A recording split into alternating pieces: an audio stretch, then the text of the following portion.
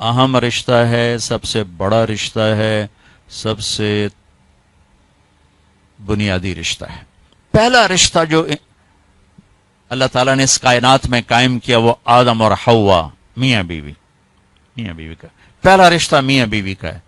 اور جنت میں بھی رشتہ میاں بیوی کا ہی رہے گا۔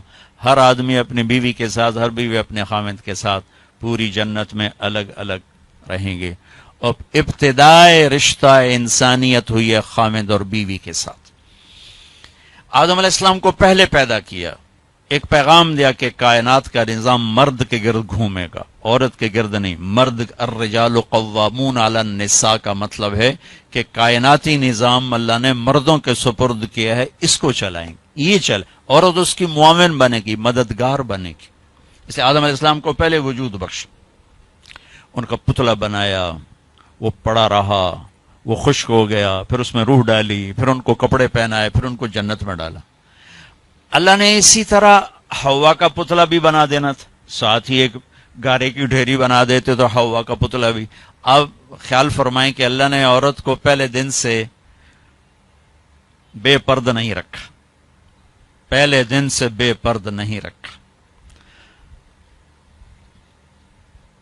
اللہ تعالیٰ کے ایک ڈھیری ساتھ حوا کی بناتے تو وہ کیا مسئلہ تھا، فرشتے ہی ہیں اور تو کوئی ہے نہیں، اور اللہ تعالیٰ ایک ڈھیری بنا کے چل بھائی آدم بن گیا، چل بھائی ہوں حوا بھی بنا دے، وہ بھی بن جاندی، دونوں ہی پڑے ہوتے۔ نہیں، ایسا نہیں کیا ہے، حوا کی ڈھیری نہیں بنائی، حوا کے پتلے کو بے پرد نہیں رکھا، آدم کو سلایا، آنکھ کھلی تو پہلو میں حوا کو بٹھایا ہوا تھا، پورے لباس، پوری زیب و زینت کے ساتھ۔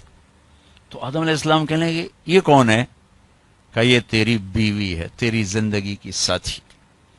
اور عجب بات بتا، جنت جیسی نعمت کے باوجود آدم علیہ السلام جنت میں اداس رہتے تھے۔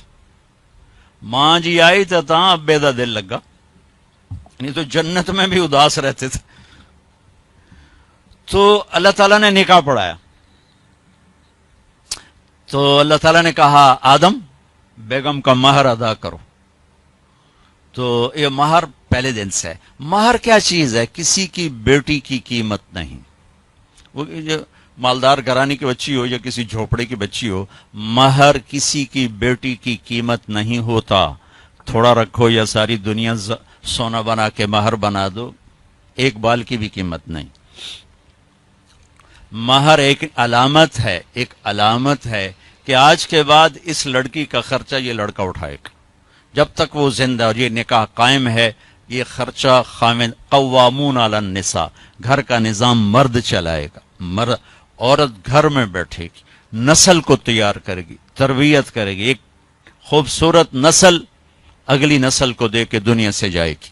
بہت بڑی جاب ہے ہماری عورت کی۔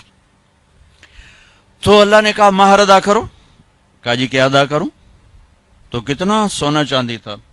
تو اللہ تعالیٰ کہتا 10 من سونا انہوں چاہ کے دے۔ تو میرے رب نے کہا آدم تیری نسل میں میرے محبوب آنے والے ہیں، ان پر ایک دفعہ درود پڑھ دے، یہ تیری بیگم کا مہر ہے۔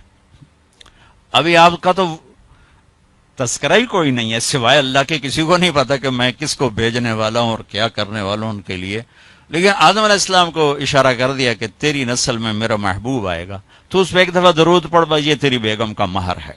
یہ انسانیت کا پہلا رشتہ ہے۔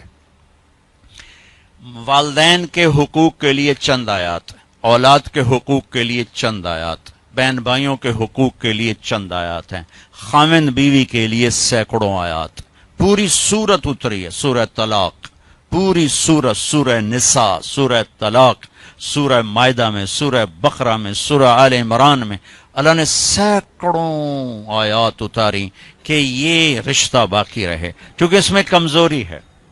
اہمیت کے باوجود اس میں ایک کمزوری ہے کہ ایک بول پہ ٹوٹ جاتا، باقی رشتہ ٹوٹتا نہیں۔ میں اپنی ماں کا فرما بردار ہوں یا نافرمان ہوں، ماں بیٹے کا رشتہ نہیں ٹوٹتا۔ باپ کا باغی ہوں یا باپ کا خدمت گزار ہوں، یہ رشتہ نہیں ٹوٹتا۔ بھائی سے لڑا ہوا ہوں یا صلح ہے، یہ رشتہ نہیں ٹوٹتا۔ لیکن خامند اور بیوی کا رشتہ ایک بول پہ ٹوٹ جاتا۔ میرے نبی نے فرمایا علی طلاق سے بچنا، جب طلاق دی جاتی ہے تو اللہ کا عرش کانپ اٹھتا ہے، اللہ کا عرش کانپ اٹھتا ہے جب بے جا طلاق دی جاتی۔ ضرورت کے تحت تو طلاق رکھی گئی، لیکن جیسے آج کل کی طلاقیں ہو رہی تو اللہ کا عرش کانپ اٹھتا ہے۔ میں اسلام آباد سے آ رہا ہوں سے، تو وہاں ایک بچی ملی مجھے، کہا کہ